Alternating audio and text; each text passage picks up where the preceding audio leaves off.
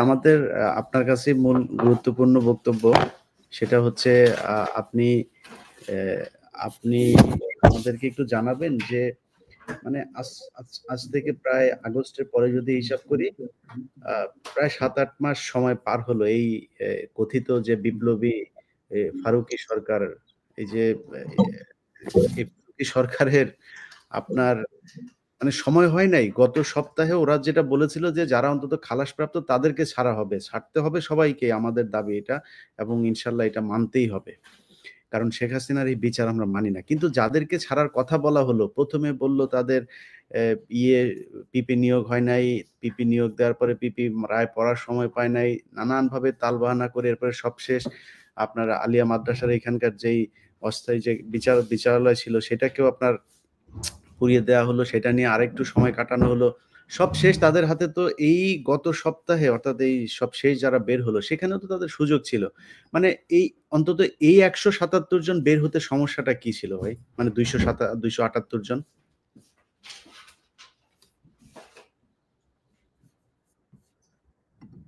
এবং কথা বলবার সুযোগ করে দেওয়ার জন্য অসংখ্য ধন্যবাদ।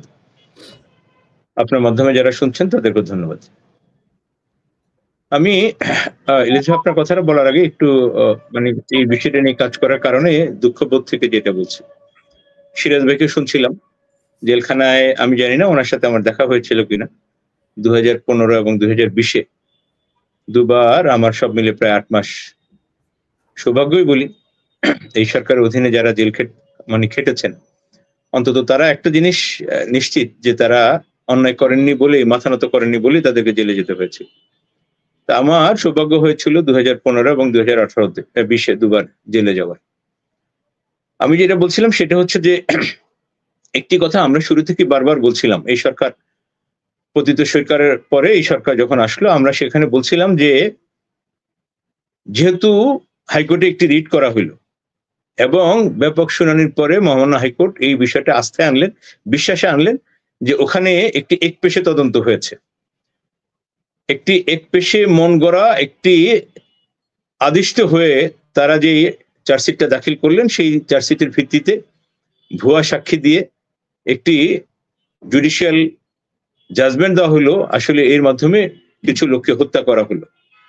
আমরা বলছিলাম যেহেতু এটা হাইকোর্ট বিশ্বাস করলেন যে একটি ভুল তদন্ত হয়েছে এবং এর ভিত্তিতে বাংলাদেশের বর্তমান অন্তর্বর্তীকালীন এই জনপ্রতিনিধি সরকার তারা একটি তদন্ত কমিশন করলেন।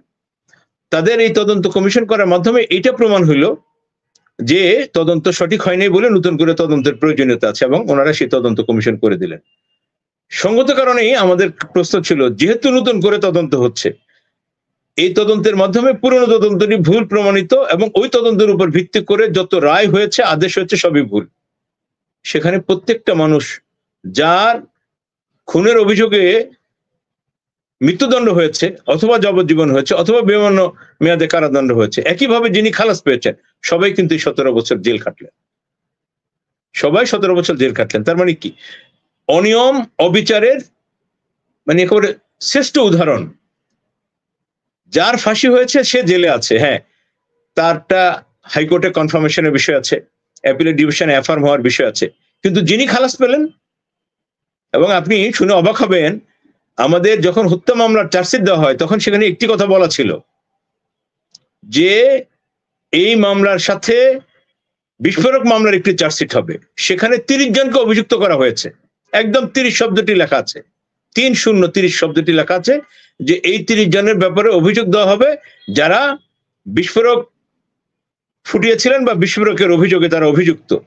অবশ্য দেখা গেল কি, এই হত্যা মামলায় প্রথমত তারা যেটা করলেন সেটা হলো যে এই হত্যা মামলা যেহেতু একটি এফআইআর থেকে এই হত্যা মামলা এবং বিস্ফোরক মামলা হইলো, আমাদের দেশের এটাই হচ্ছে ইনস্টেন্স, এটাই কাস্টমস, দুটো মামলা একত্রে চলবে।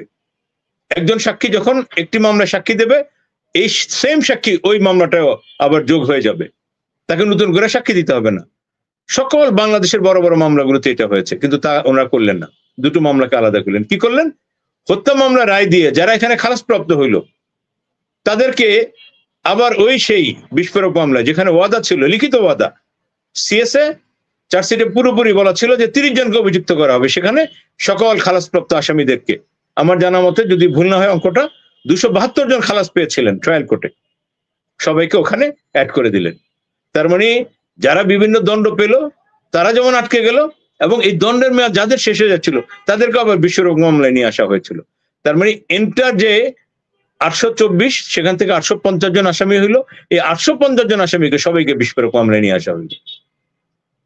এটি মানে একেবারেই পরিষ্কার হইলো যে এটি একটি প্ল্যান গেম।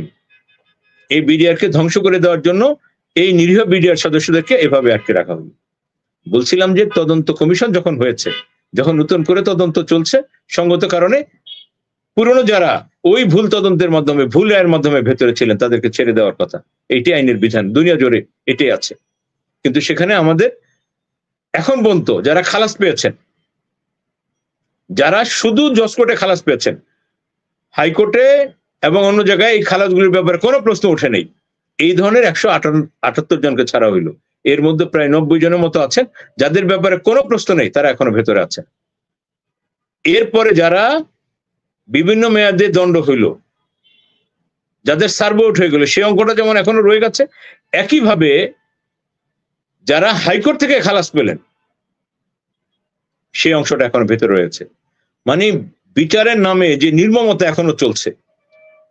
আগে যখন চলতো কালো কাপড়ে কালি লাগলে দেখা যায় না, কিন্তু সাদা কাপড়টায়, এই সাদা সরকারের আমলে যখন আমরা এই অবিচারের সম্মুখীন হচ্ছি, নিরীহ বিডিআর সদস্যরা যখন এখনো ডুকরে ডুকরে যাচ্ছে, তখন বেশি কষ্ট লাগে।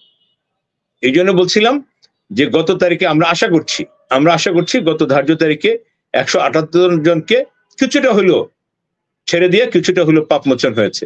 আমরা আশা করছি 10 ফেব্রুয়ারি এই তারিখে পুরোপুরি খালাসপ্রাপ্ত যারা ছিলেন তাদের সবাইকে তো দেওয়া হবেই, একই সাথে যাদের ইতিমধ্যে সার্ভ আউট হয়ে গেছে, যেটা within the jurisdiction of this learned court, এই কোর্টের অধীনে যেটুকু আছে এটুকুর শেষ বিন্দু পর্যন্ত বিডিআর এর সকল সদস্যরা যারা এই আইনে, এই সরকারের মানে এই কোর্টের ক্ষমতার মধ্যে যারা আছেন, এই কোর্টের ক্ষমতার মধ্যে যারা আছেন, যাদের সার্ভ আউট হয়ে গেছে, যারা খালাস হয়েছিলেন, যারা কোথাও কোনোভাবে অ্যাপিলেট ডিভিশনের সাথে কোনোভাবে লিঙ্ক আপ না, তাদের সবাইকে গুনে গুনে হিসাব করে সবাইকে মুক্তি দেওয়া হবে, এটা আমাদের প্রত্যাশা।